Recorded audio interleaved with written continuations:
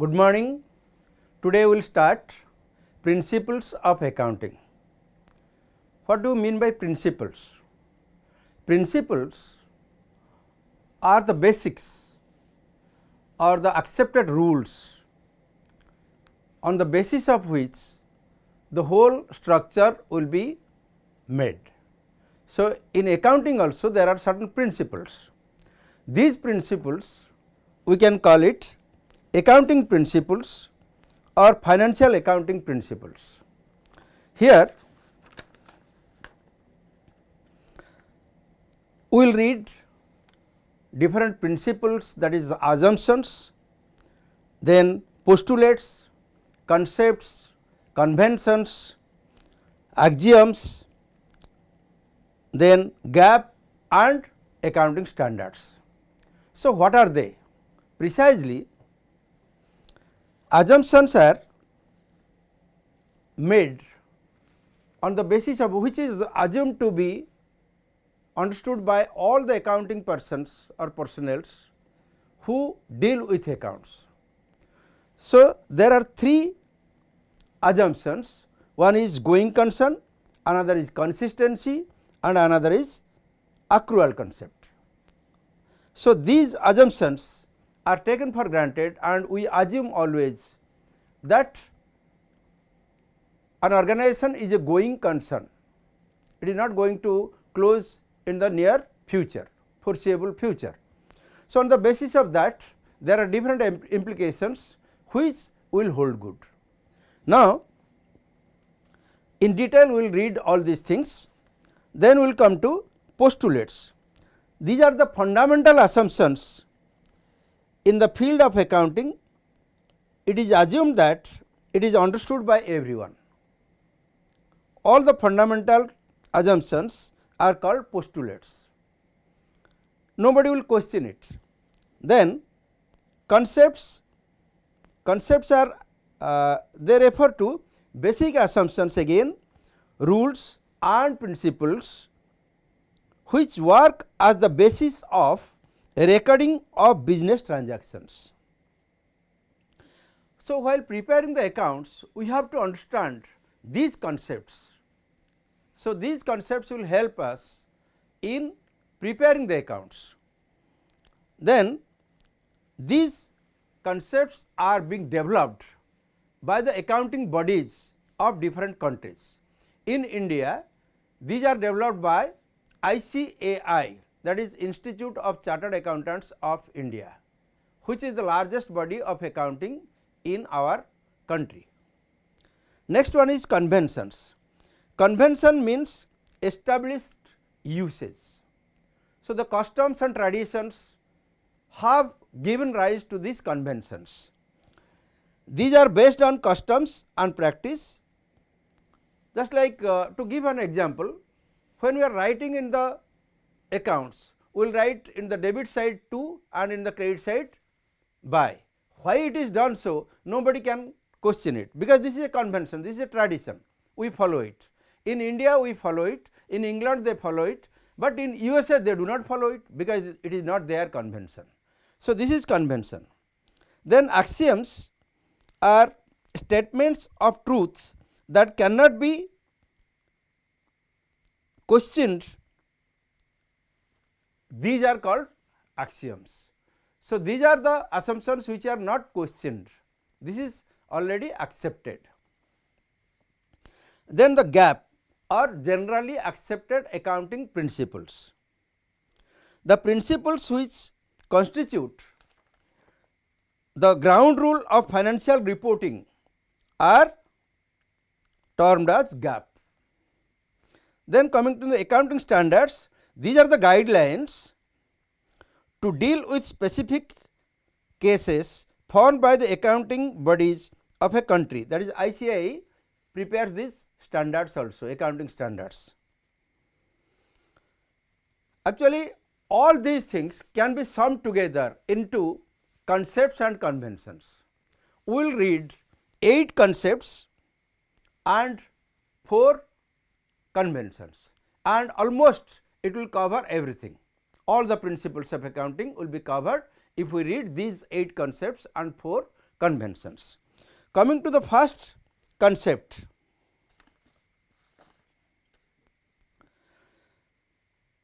that is your, as per your courses of studies we will go, and the first one is going concern concept.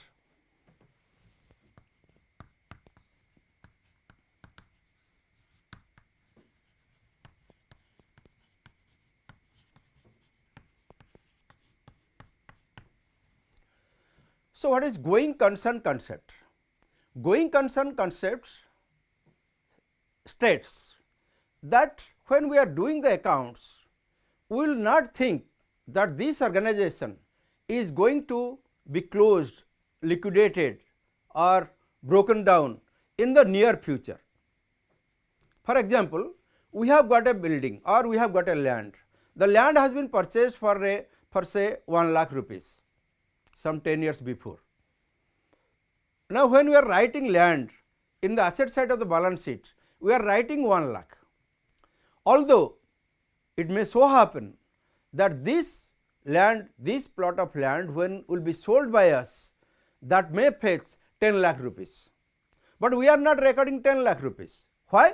Because we are not going to liquidate the company or liquidate the organization or break down the organization, stop the organization and sell the land.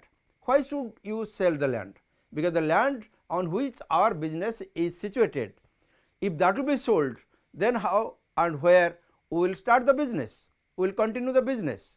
That is why it is assumed that the business is going on and it will go on. In the near future, it is not going to be closed down. So, there is no question of selling this land.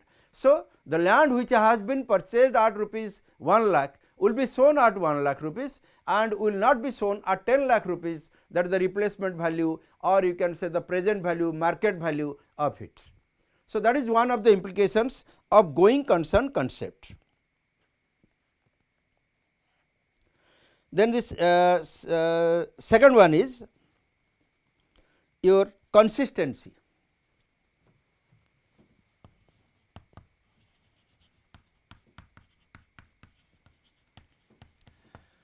Actually, strictly it is under assumptions, consistency, and also we can say that it is one of the conventions, because concepts and conventions we have taken together. Let us read all the 12 one by one. So, this consistency refers to the thing that we have to adopt the same accounting principles from time to time. There should not be any change in the accounting principles which we adopt.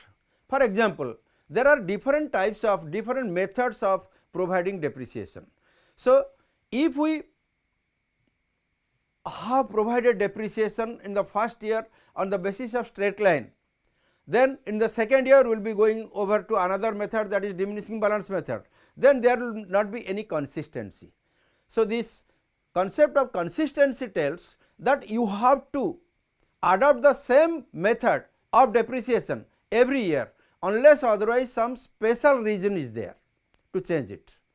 Therefore, consistency is important, or the consistency means the same principles of accounting will have to be adopted year after year, that is required. Then number 3 is accrual concept.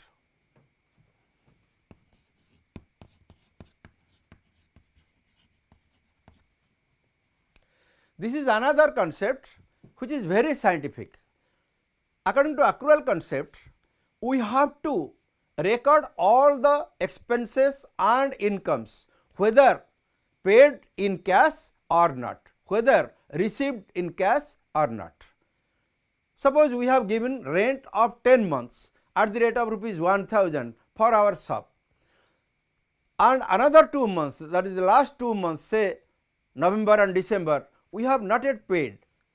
This has not been paid in cash, that rent, but that 2000 rupees rent will have to be paid in future.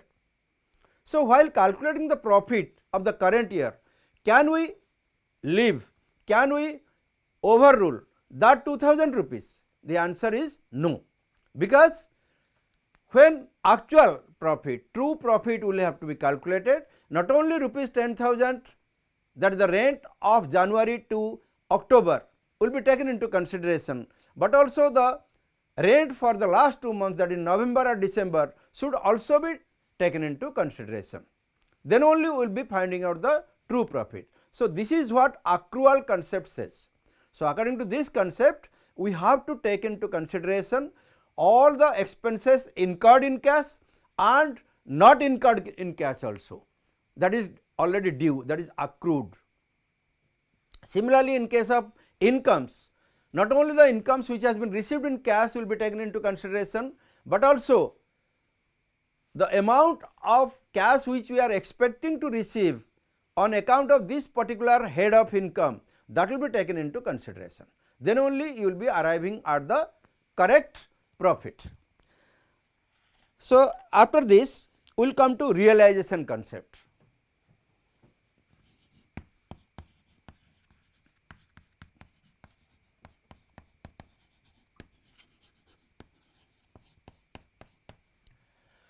Realization concept says that we have to record the profit or sales or incomes only when it has been realized.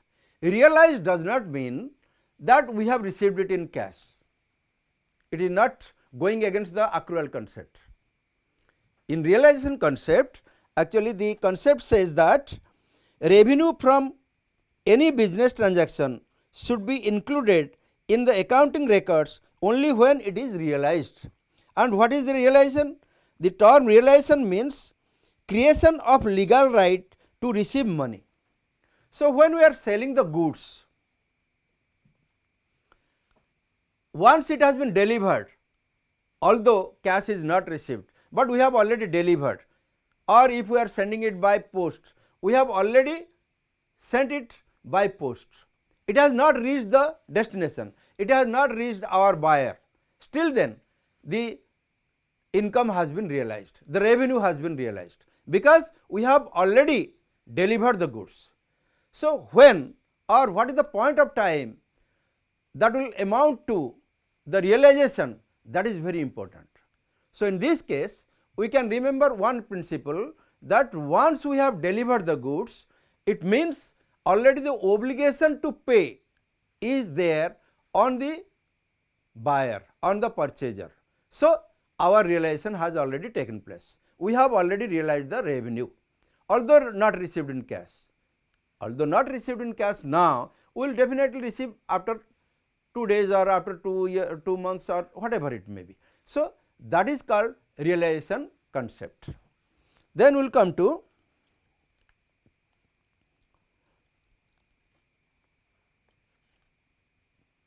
accounting period concept. Number 5, accounting period concept.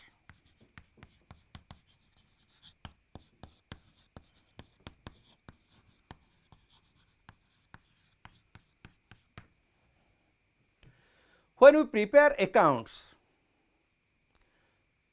usually we prepare the accounts for 1 year. After 1 year, we prepare final accounts. Why? Because by preparing the final accounts, which contains two things, that is your income statement and the balance sheet, we know what is the profit made during the current year or during the year, during the period. The period may be 6 months also, the period may be 1 month also, the period may be 2 years also, but at the end of the period, we should know what is the profit earned by us or loss suffered by us. So, in order to know that, what we will have to do is, after every year or after every period, we have to know the profit earned or loss suffered. Therefore, the accounts will be closed, they have got to be closed at the end of the period. If it will not happen, if this concept will not be accepted, accounting period concept, what will be the harm? The harm will be that, suppose we are starting a business in 1980s, and in 2020, that is after 40 years, suppose it will be closed down, and you will know what is the profit made or loss suffered during these 40 years. But no remedial measures can be taken by you at that time. If there is profit, it is okay. If there is loss also, it is okay, because if it is loss, you are not going to mend it. You are not going to take any remedial measures to overcome the loss. So, it is of no use. The accounts utility is reduced to a great extent. That is why the periodic concept is there. So, accounting period concept says that every year whatever expenses are there, whatever costs have been incurred, that will have to be compared with the total revenue earned during that year, and then we can know, that is called matching concept also. So, that we can know then that whether there is profit or whether there is loss.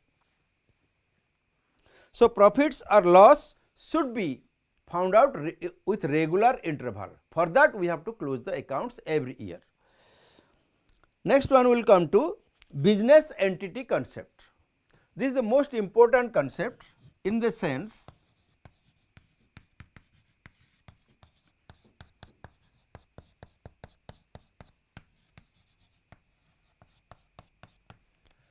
business entity concept says that business is separate from the proprietor. What does it mean? In case of a company, who are the proprietors? The shareholders are the proprietors. But who manage the business? The managers, the managing director, the directors, they manage the business. So, it is easy to segregate these two, that is the proprietor and the business. All the business matters are managed by the managers. The proprietors do not have any access to the management of the business. So, it is completely different. But in case of partnership and sole proprietorship, it becomes little bit confusing. Take the case of a proprietorship business or sole trading organization. In case of a sole trading organization, the person who starts the business or the proprietor, whatever he gives, that is called capital. Secondly, all the expenses which are incurred in the business belongs to the business. All the incomes and expenses belong to business. But if there is some expense which is not related to the business but to the proprietor personally, private, then it should be segregated. For example, I have started the business by giving rupees 1 lakh, then the business is going on. After 6 months, suddenly I wanted some money and I withdrew rupees 40,000. That means my capital is reduced. So far as the business is concerned, its liability is reduced, that only 60,000 rupees is to be given to the proprietor. Suppose I am giving a bicycle worth rupees 5,000 from the shop, I am a bicycle dealer, from the shop to my son. So, that 5,000 rupees will be treated as drawings. It is not business expense.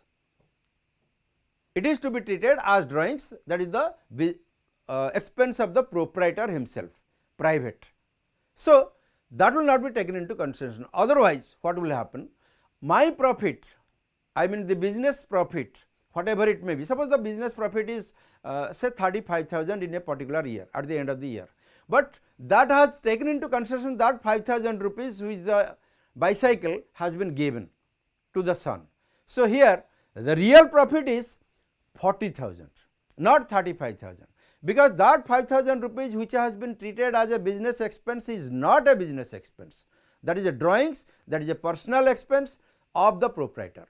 So, the entity should be completely separated. The proprietor is different and the business is different. Business is separated from the proprietor. That is called business entity concept. Next one is money measurement concept. Number 7, money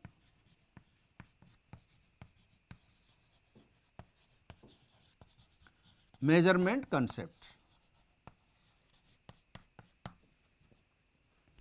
Money measurement concept states that all those things which can be expressed in terms of money only is the subject matter of accounting, not beyond that.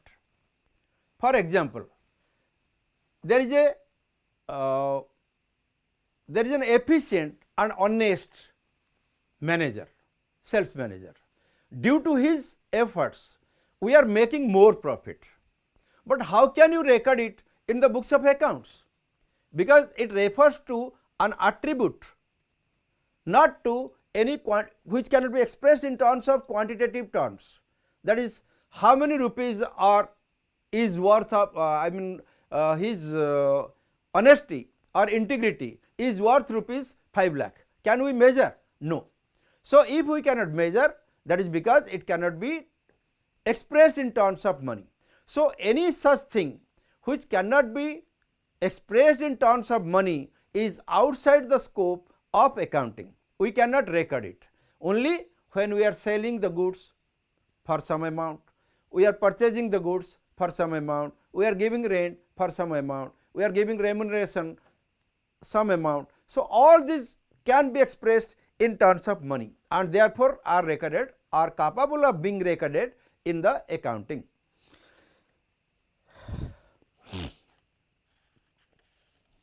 That is money measurement concept. So, honesty, loyalty, sincerity, these are not going to be entered in the books of accounts because they cannot be expressed in terms of money. Then cost concept, or sometimes it is called historical cost concept.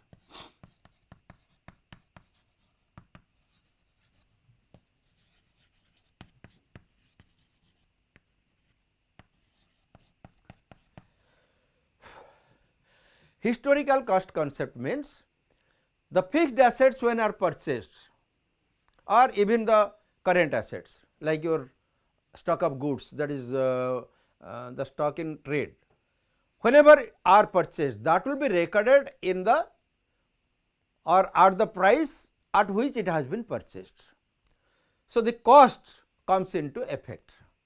I shall give you one example. Suppose we have purchased one machinery worth rupees 10,000 this year.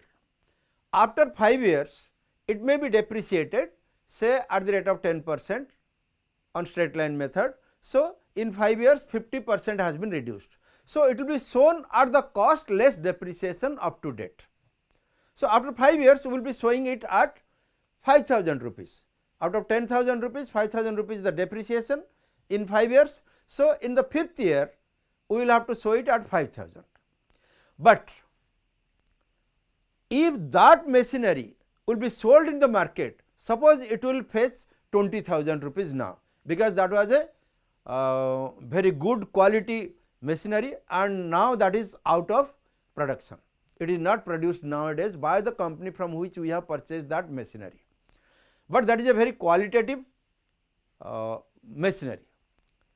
Now, suppose our competitors are ready to purchase it for 20,000 rupees, but we cannot show it at 20,000 rupees. Our asset cannot be shown at 20,000 rupees because the cost concept says that you have to show the fixed assets at cost less depreciation up to date. Cost is 10,000, 5,000 is the depreciation. So, you have to show it at 5,000 rupees, although the replacement value may be much more or the market value of this particular machinery may be 20,000 rupees. Conventions, these are the 8 concepts and then we will come to some conventions. We will discuss 4 conventions. Number 1 convention is full disclosure.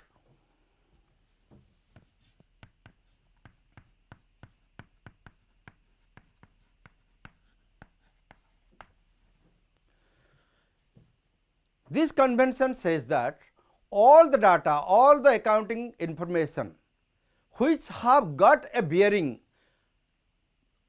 on the part of the decision maker regarding the business, whether he will invest some money in this business or not, or he should not invest, that will be his decision on the basis of this full disclosure. If we do not give the disclosure, I mean if we do not show all the accounts or all the events and transactions are not recorded or are not shown, then we conceal something. And if that concealed factor is affecting or is going to affect the decision of the investor, then it is wrong. We cannot conceal the material facts. So, the facts which are necessary to take the decision regarding the investment or not regarding the not regarding his decision that I will not invest or I will invest, then his decision is influenced by that particular accounting data which we have concealed, then it is not going through that full disclosure, it is not full disclosure, but it is a convention that you cannot conceal anything, you have to disclose it fully. So, all material facts must be disclosed in the financial statements. Materials and relevant information are to be disclosed and conveyed without concealing. So, the information nowadays it has become again compulsory that anybody can ask for any information we have got in our business, that is the Right to Information Act is there. So, according to the Right to Information Act, anybody who is interested can ask for the particular information. So, we cannot conceal any information. Again, this information does not mean that business secrecy will be also recorded. Business secrecy is different from the material information. You should not confuse with both of them. So, business secrecy you can keep yourself, you need not convey to others, but other material information you have to disclose fully.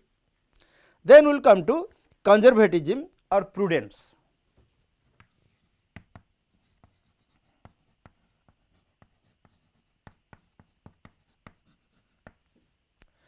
What is conservatism?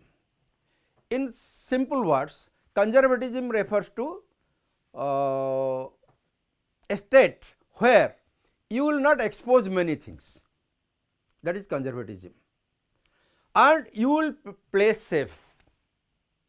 Suppose we are going to some other country, so you have to take your precautionary measures there, you should not be harassed by anybody, you will take your passport, you will take your visa, everything. So, you must be very, some people only with visa and passport will go, but there they may not get the food they want, they may not get the requirements which they require in the other countries. So, you should take your precautionary measures for that. Similarly, some people make themselves very protective. So, that is another way of conservatism.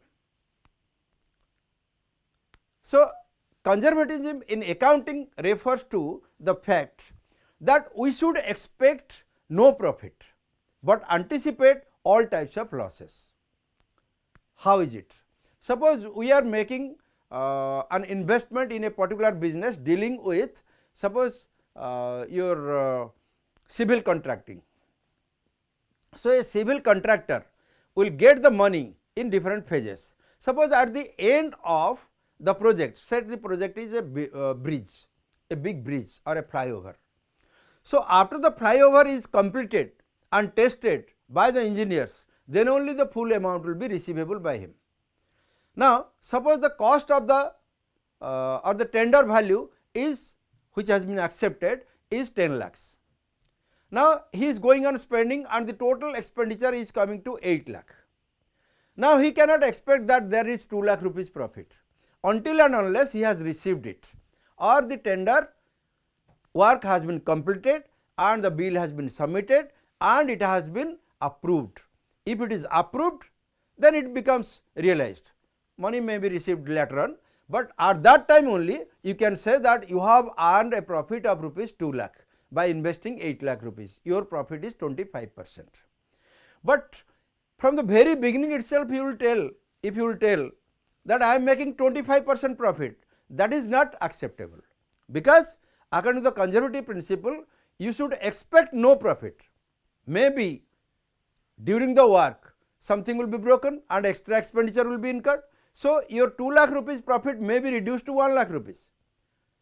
So, this type of gesture should be made by the businessman, and what will be the minimum amount of profit, that you can take into consideration, that is conservatism or prudence.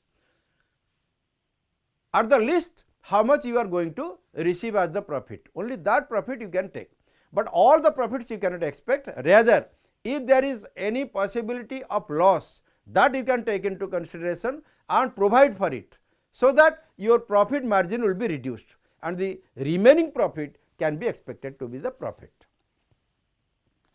Then materiality.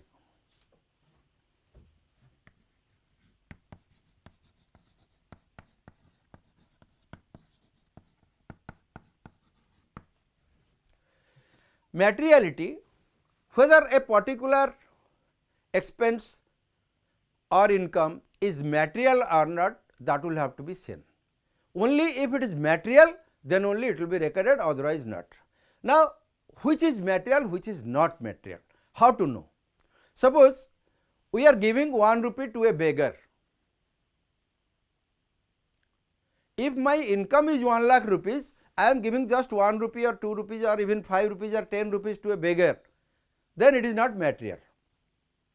I need not record it through an accounting entry, journal entry, no need. I can give like this, and suppose the total of such type of expenditures in a month is coming to rupees 100. I can write it 100 rupees miscellaneous expenses. There is no need to write 10 rupees, 5 rupees, 3 rupees, 2 rupees, 1 rupee like this, because that is not material. But for a student who is taking only say 50 rupees as his pocket money, if he spends 10 rupees by giving to a beggar, it is material for him, so it should be recorded. So, if 1000 rupees even is given by Mukesh Ambani to a beggar while going to Siddhi Vinayak temple, then it is not material for him, so it will not be recorded. Another test is there, whether it is material or not, you can apply cost benefit relationship. If the recording cost or accounting cost is more and the benefit is less, it is not material. But if the accounting cost is less, but the benefit which you will receive by writing it is more, then only it is material. So, only material facts should be mentioned, should be recorded in the books of accounts. And the last one is objectivity.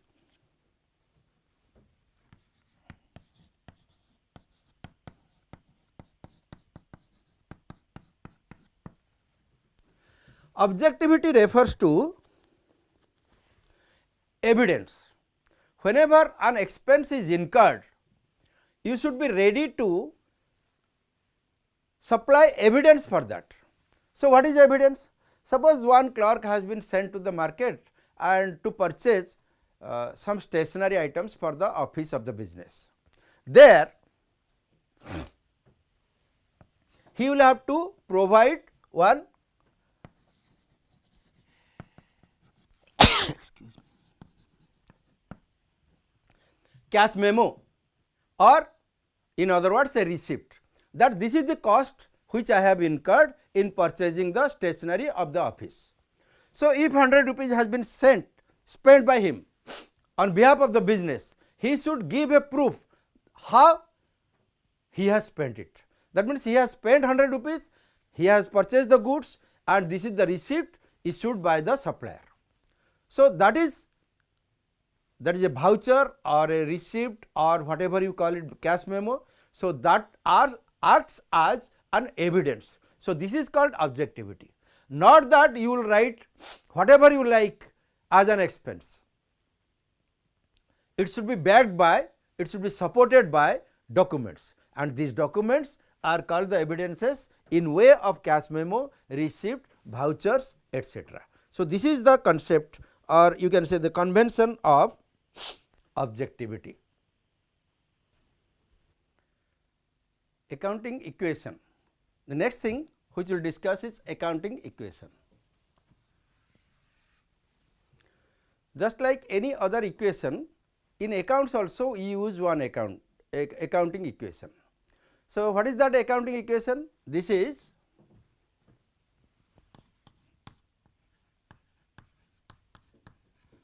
assets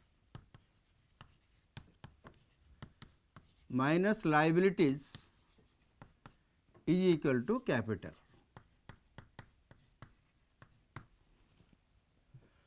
Assets minus liabilities is equal to capital. So, we can take the help of one example in order to clearly understand this one. That is how total of the assets minus total of the liabilities is equal to owner's equity or capital. We have already discussed that these liabilities are outsiders equity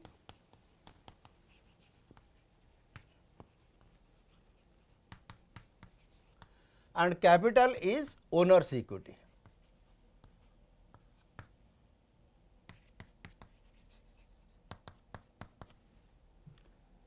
Outsiders equity and owner's equity.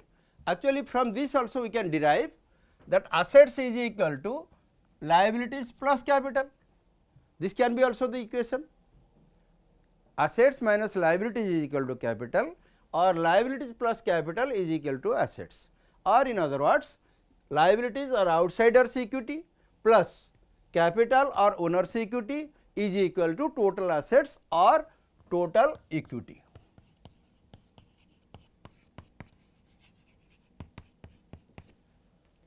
This is total equity. Total equity thus is divided into two categories, that is outsiders equity or liabilities and owner's equity or capital. So, whenever we are taking any transaction, after each and every transaction you will verify that this accounting equation holds good. Always you will see the accounting equation will hold good.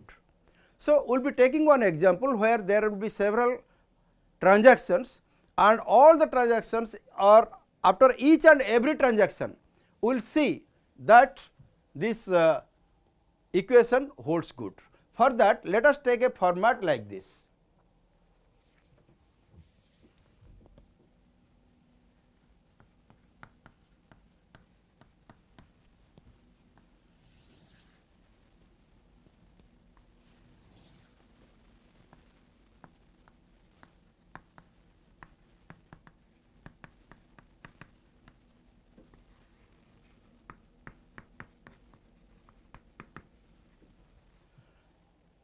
So, here when we will be working out the example, you should bear in mind that whenever there is any income, then your capital will increase. Whenever there is an expense, then the or loss, even expense or loss, the capital will reduce, and when there is income or gain, capital will increase. So, this is the only thing you have to remember, then we can work out the problem on accounting equation. Let me take one example where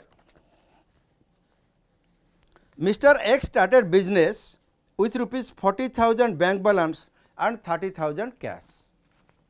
So, on first date or serial number, suppose 1, we can take a transaction also.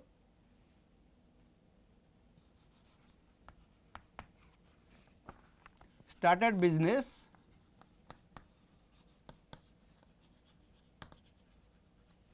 with cash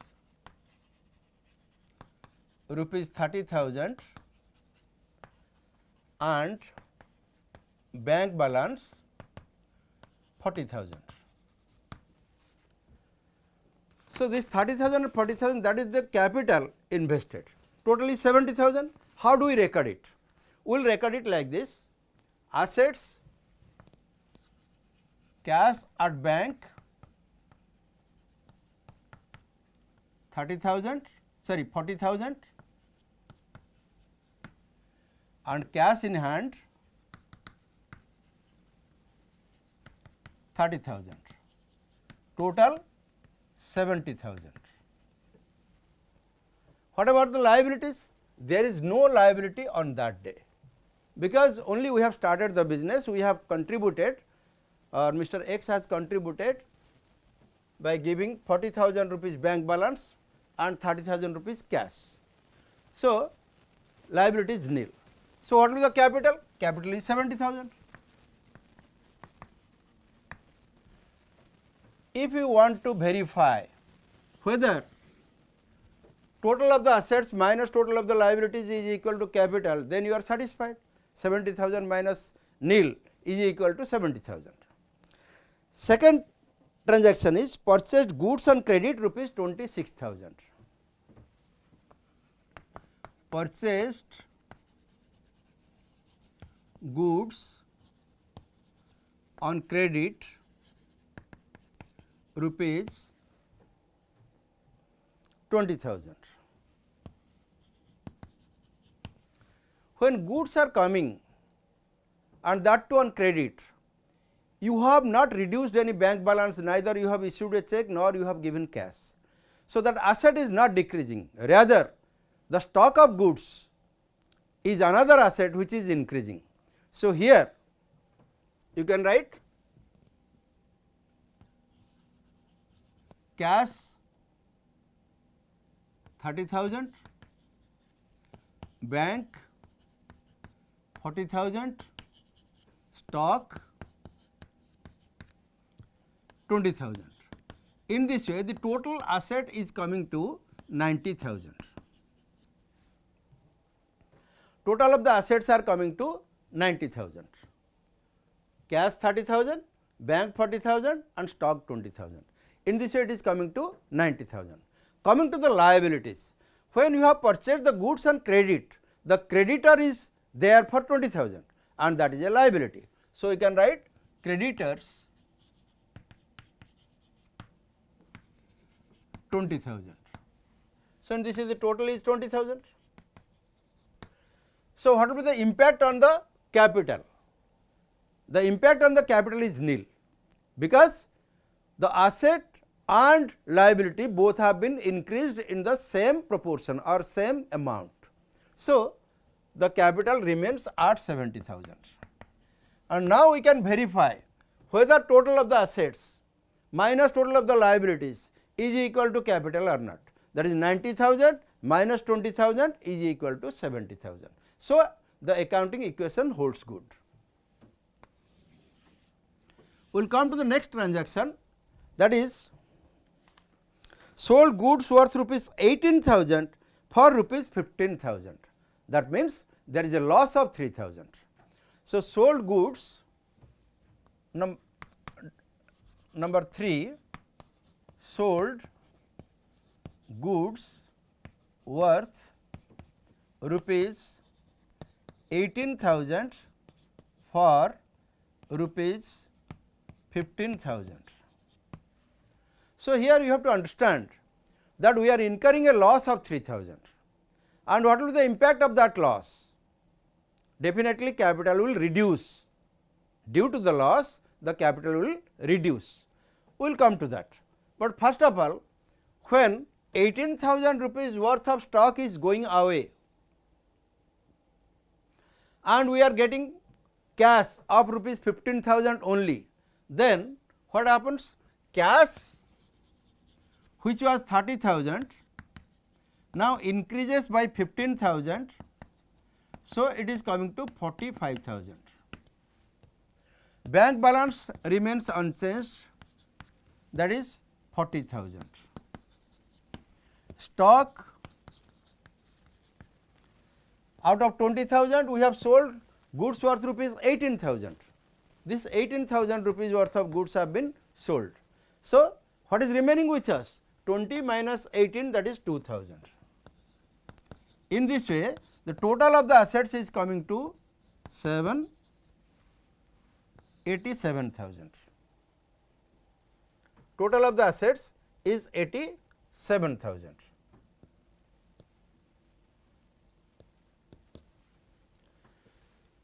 The stock has been reduced.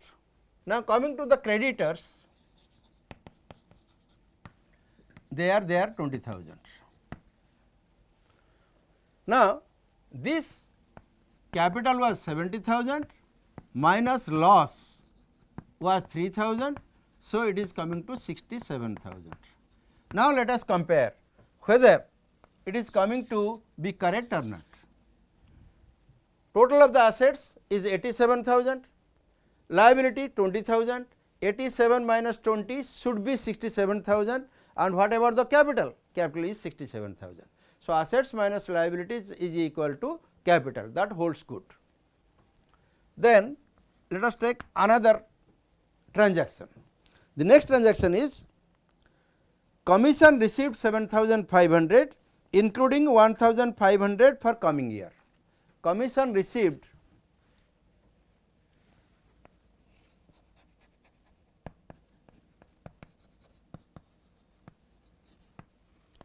rupees 7,500 including rupees 1,500 for next year. For next year we have received 1,500, but the total commission we have received is 7,500. Let us see what is the implication on the assets, on the liabilities, on the capital. Now, coming to this cash, which was 45,000, again you are receiving towards your commission 7,500, that is in cash. So, 7,500 in this way it is coming to 52,500. You can see here the cash position which was 45,000, now you are receiving commission 7,500, in this way it is coming to 52,500. Then bank account remains 40,000,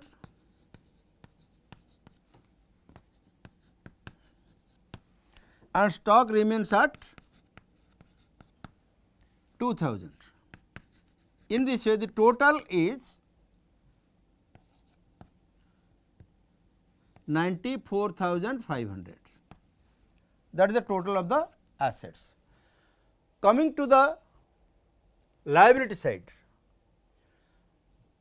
out of 7,500, 1,500 is an income received in advance. Any income received in advance is a liability. So, that will be called income received in advance, or here commission received in advance. So, we will write creditors as a liability 20,000 and commission received in advance, rupees 1,500. So, total of the liability is coming to 21,500, and coming to the capital which was 67,000 plus there is an income in way of commission. What is the commission? 7,500, out of which 1,500 is received in respect of the next year. So, that is not our income now. It will be an income in the next year, but for the present it is not our income, rather a liability which we have shown it. But that 6,000 rupees, that is 7,500 minus 1,500 is the income of the current year. So, that income will increase the capital. So, here we can write plus commission received for the current year only, that will be 6,000. So, in this way it is coming to 73,000. Now, let us verify whether total of the assets minus total of the liabilities is coming to be equal to the capital or not. Total of the assets is 94,500, this is 21,500. So, far as the liabilities are concerned, 94,500 minus 21,500, 500 minus 500 0, 4 minus 1 3, 9 minus 2 7. So, 73,000. 94,500 minus 21,500 is equal to 73,000, or in other words total of the assets minus total of the liabilities on this date also is equal to the capital. So, assets minus liabilities is equal to capital. So, this is precisely called the accounting equation. You can take one more transaction also. Suppose rent paid by check rupees 10,000. When rent is paid by check 10,000, what will happen? First of all, minus rent will be there, So, it will be 63,000, and when rent is paid in check, your bank balance will decrease, it will be 30,000, that means it will be 84,500. 84,500 minus 21,000, there is no change in the liabilities. So, 84,500 minus 21,500 is equal to 63,000. There also the accounting equation will hold good. In this way, we have proved the equation how it is working. The accounting equation, that is assets minus liabilities is equal to capital, is holding good after each and every transaction. Thank you.